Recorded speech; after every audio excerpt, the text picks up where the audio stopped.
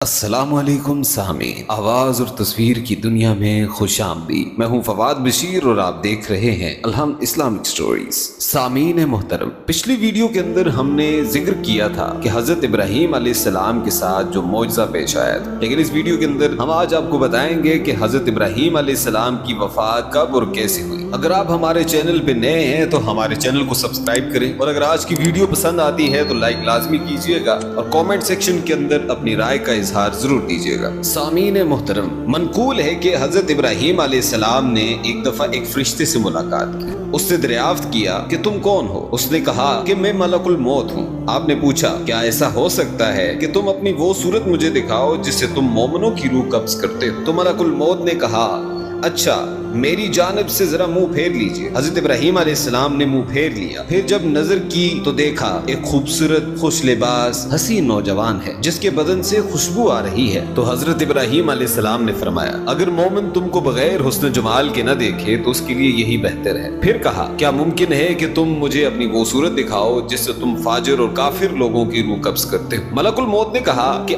آپ اس کو دیکھنے کی طاقت نہیں رکھتے۔ حضرت ابراہیم علیہ السلام نے کہا میں دیکھ سکتا ہوں، کیا بہتر ہے کہ میری جانب سے آپ منہ پھیر لیجئے۔ تھوڑی دیر کے بعد جب حضرت ابراہیم علیہ السلام نے نگاہ کی تو ایک مرد سیاہ شکل سیاہ لباس میں دیکھا جس کے بال جسم پر کھڑے ہیں اور بدبو آ رہی ہے اور اس کے منہ اور ناک سے آنکھ سے دھواں نکل رہا ہے۔ حضرت امام جعفر صادق علیہ السلام سے منقول ہے کہ رسول خدا صلی اللہ علیہ وسلم نے فرمایا کہ حضرت ابراہیم علیہ السلام کی عمر 175 سال تھی۔ معتبر حدیث میں منقول ہے کہ حضرت سارہ نے حضرت ابراہیم علیہ السلام سے کہا کہ اے ابراہیم آپ ضعیف ہو چکے ہیں، خدا سے دعا کیجئے کہ ایک فرزند عطا فرمائے جس سے ہماری آنکھیں روشن ہوں، کیونکہ خدا نے آپ کو اپنا خلیل قرار دیا ہے، اگر چاہے گا تو وہ آپ کی دعا مستجاب کرے گا۔ حضرت ابراہیم علیہ السلام نے خدا سے دعا کی کہ ان کو ایک فرزند عطا فرمائے۔ خدا نے ان پر وحی فرمائی، ہاں ایک عقل مند لڑکا تمہیں عطا کروں گا۔ حضرت ابراہیم علیہ السلام اس خوشخبری کے 3 سال تک منتظر رہے۔ پھر خدا کی طرف سے وہ موقع آیا کہ جب حضرت سارہ نے کہا کہ اے ابراہیم علیہ السلام آپ ضعیف ہو چکے ہیں اور آپ موت کے قریب ہونے کو ہیں، آپ ایسا کریں کہ خدا آپ کی موت میں تاخیر کرے اور عمر دراز کرے تاکہ آپ میرے ساتھ لمبی زندگی گزارے تو یہ زیادہ بہتر ہو۔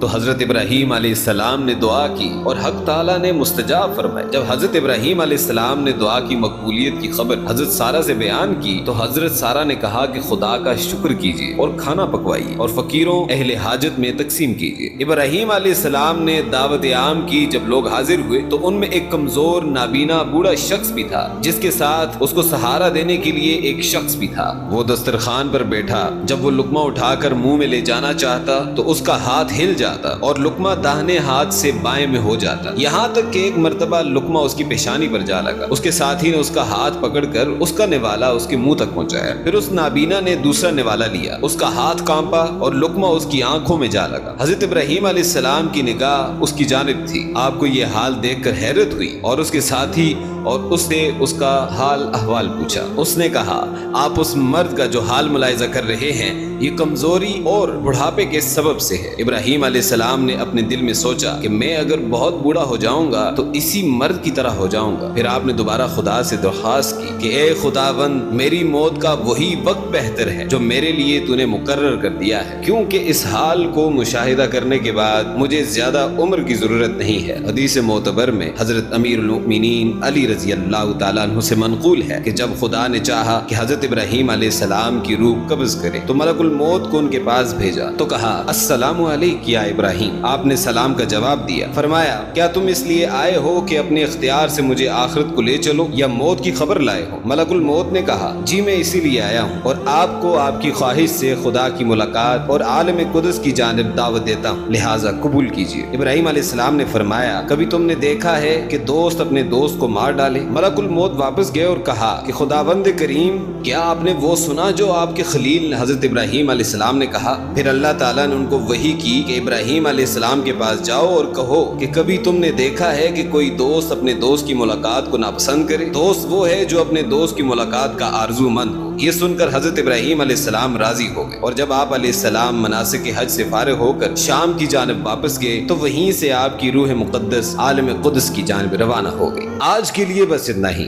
جلد حاضر ہوں گے ایک نئی ویڈیو کے ساتھ۔ اگر آپ ہمارے چینل پہ نئے ہیں تو ہمارے چینل کو لازمی سبسکرائب کیجیے گا اور بیل آئیکن پہ لازمی پریس کریں تاکہ آنے والی ویڈیوز آپ کے پاس پہنچتی رہیں۔ شکریہ۔